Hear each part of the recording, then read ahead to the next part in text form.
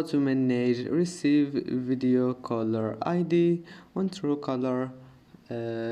First open Truecaller and now click on your profile here and then click this settings icon, and that's it. Now scroll down until you find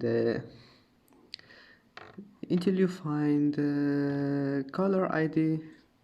Now scroll down